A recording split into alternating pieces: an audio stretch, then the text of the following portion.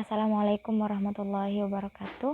Di sini saya perwakilan dari kelompok 12 yang beranggotakan saya sendiri Anisatur Rohmah dan Nurdiana Holida serta Siti Rohmawati, di mana kelompok kami akan menjelaskan materi tentang hak kekayaan intelektual. Baik, langsung saja pada materi pertama, saya persilahkan. Assalamualaikum warahmatullahi wabarakatuh. Perkenalkan, nama saya Nurdiana Holida, NIM terakhir 009. Saya di sini akan menjelaskan tentang pengertian dan konsep hak kekayaan intelektual. Kekayaan intelektual atau KI merupakan kekayaan yang timbul atau lahir dari kemampuan intelektual manusia. Karya-karya yang timbul atau lahir dari kemampuan intelektual manusia dapat berupa karya-karya di bidang teknologi, ilmu pengetahuan, seni, dan sastra. Karya-karya tersebut dilahirkan atau dihasilkan atas kemampuan intelektual manusia melalui curahan waktu, tenaga, pikiran, daya cipta, rasa, dan karsanya. Hal tersebut yang membedakan kekayaan intelektual dengan jenis kekayaan lain yang juga dapat dimiliki oleh manusia tetapi tidak dihasilkan oleh intelektualitas manusia. Sebagai contoh, kekayaan alam berupa tanah, tumbuhan, yang ada di alam merupakan ciptaan dari Sang Pencipta.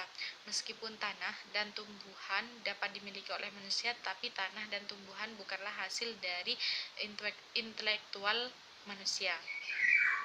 Kekayaan atau aset berupa karya-karya yang dihasilkan dari pemikiran atau kecerdasan manusia mempunyai nilai atau manfaat ekonomi bagi kehidupan manusia sehingga dapat dianggap juga sebagai aset komersial. Karya-karya yang dilahirkan atau dihasilkan atas kemampuan intelektual manusia baik melalui curahan tenaga, pikiran, daya cipta, rasa, dan karsanya sudah sewajarnya diamankan dengan kembangkan sistem perlindungan hukum atas kekayaan tersebut yang dikenal sebagai sistem hak kekayaan intelektual.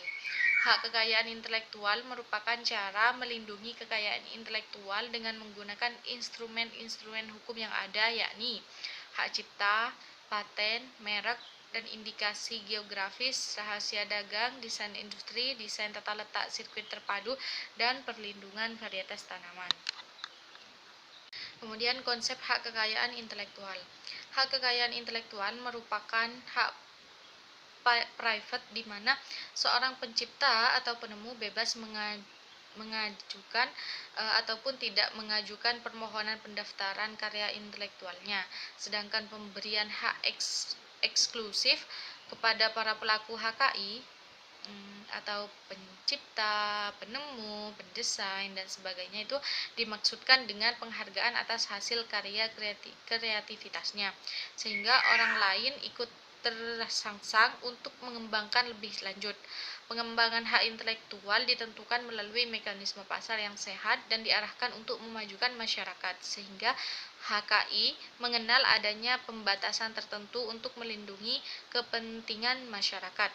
Sistem HKI mendorong adanya sistem dokumentasi yang baik sehingga dapat mencegah timbulnya ciptaan atau temuan yang sama.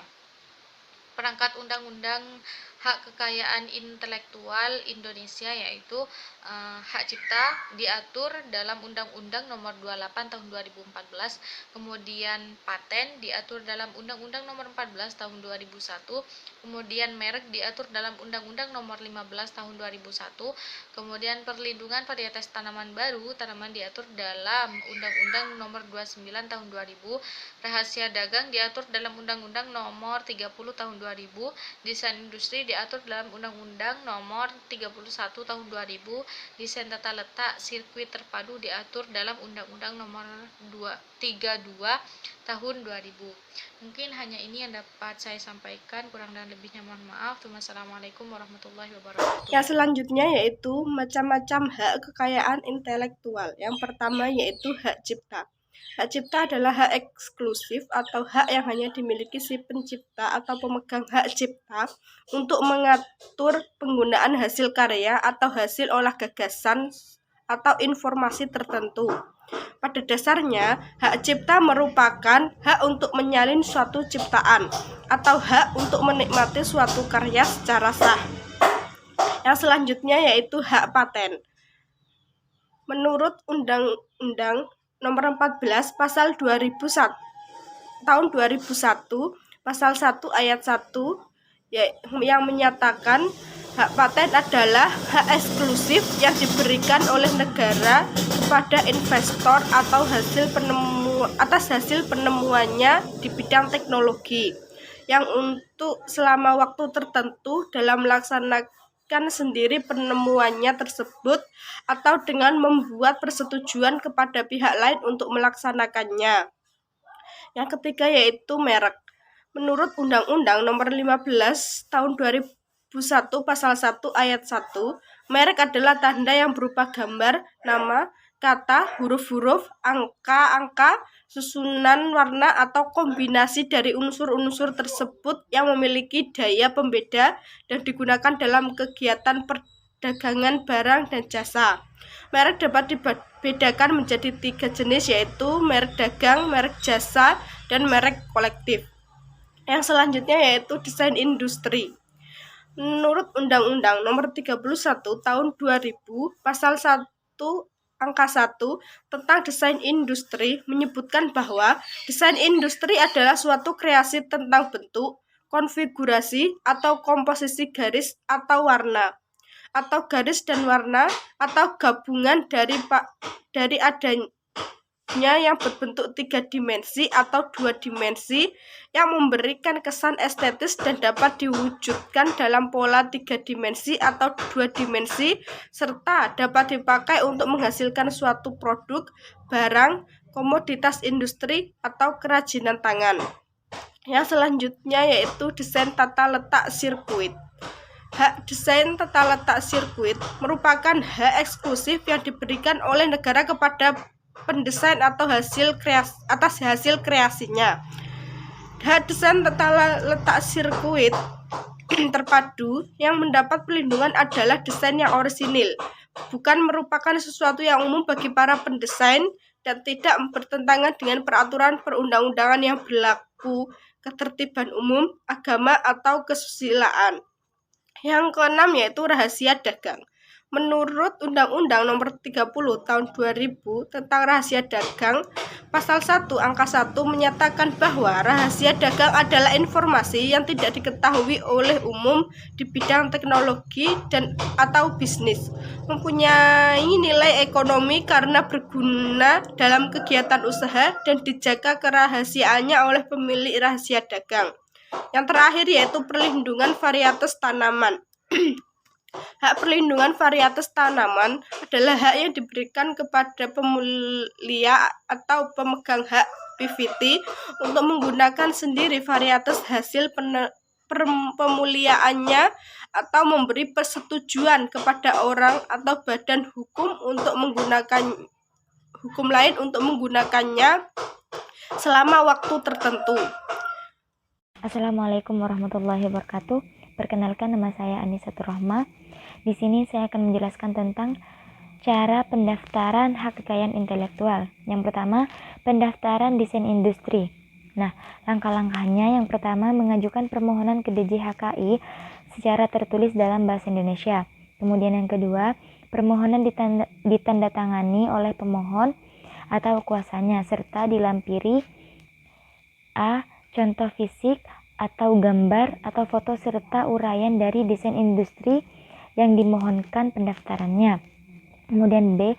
Surat kuasa khusus dalam permohonan yang diajukan melalui kuasa. Kemudian C. Surat pernyataan bahwa desain industri yang dimohonkan pendaftarannya adalah milik pemohon. Kemudian yang ketiga, mengisi formulir permohonan yang memuat A. Tanggal, bulan, dan tahun dan surat permohonan. Kemudian B. Nama, alamat lengkap, dan kewarganegaraan pemohon. Kemudian C. Nama dan alamat lengkap kuasa permohonan yang diajukan melalui kuasa. Kemudian D. Nama negara dan tanggal penerimaan permintaan yang pertama kali dalam hal permohonan yang diajukan dengan hak prioritas. Kemudian langkah yang keempat, dalam hal yang diajukan secara bersama-sama oleh lebih dari satu kelompok, permohonan tersebut ditandatangani oleh salah satu pemohon dengan dilampiri persetujuan tertulis dari pemohon lain. Kemudian langkah yang kelima, dalam hal permohonan yang diajukan oleh bukan pendesain, permohonan harus dilengkapi dengan bukti yang cukup bahwa pemohon berhak atas desain industri yang bersangkutan. Kemudian yang keenam, biaya permohonan sebesar 300.000 untuk UKM dan 600.000 untuk non-UKM. Selanjutnya, cara pendaftaran merek. Langkah-langkahnya yang pertama, mengajukan permohonan ke DJHKI secara tertulis dalam bahasa Indonesia dengan melampirkan fotokopi KTP yang telah dilegalisir, kemudian fotokopi akte pendirian badan hukum yang telah disahkan oleh notaris permohonan, kemudian C, fotokopi peraturan kepemilikan bersama agensi, kemudian D, surat kuasa khusus permohonan pendaftaran, kemudian kemudian E, tanda pembayaran biaya permohonan, kemudian F, 25 helai etiket merek kemudian dengan ukuran 9 x 9 cm minimal 2 x 2 cm. Dan G, surat pernyataan bahwa merek yang dimintakan pendaftaran adalah pendaftaran. Kemudian yang kedua, mengisi formulir permohonan yang memuat tanggal, bulan dan tahun surat permohonan. Kemudian B, nama, alamat lengkap dan kewarganegaraan. Kemudian C, nama dan alamat lengkap kuasa permohonan yang diajukan. Kemudian D, nama negara dan tanggal penerimaan permohonan yang pertama kali dalam permohonan yang dengan hak prioritas. Kemudian yang ketiga, membayar biaya pendaftaran merek. Kemudian selanjutnya pendaftaran hak cipta. Nah, langkah-langkahnya yang pertama, mengisi formulir pendaftaran ciptaan rangkap 3. Kemudian yang kedua, lembar pertama dari formulir tersebut ditandatangani di atas materai 6.000. Kemudian yang ketiga, surat permohonan pendaftaran dilampiri nama, kewarganegaraan dan alamat pencipta. Kemudian B, nama, kewarganegaraan dan alamat pemegang hak cipta, nama, kewarganegaraan dan alamat kuasa, jenis dan judul ciptaan. Kemudian C, tanggal dan tempat ciptaan diumumkan untuk pertama kali. Kemudian D, uraian ciptaan rangkap 4. Kemudian langkah yang keempat, surat permohonan pendaftaran ciptaan hanya dapat diajukan untuk satu ciptaan. Kemudian yang kelima, bukti kewarganegaraan pencipta dan pemegang hak cipta berupa fotokopi KTP dan paspor. Kemudian yang keenam, jika pemohon badan hukum, maka pada surat permohonannya harus di lokasi turunan resmi akta pendirian badan hukum tersebut. Kemudian yang ketujuh, melindungi surat kuasa bila mana permohonan tersebut diajukan oleh seorang kuasa beserta kewarganegaraan kuasa tersebut.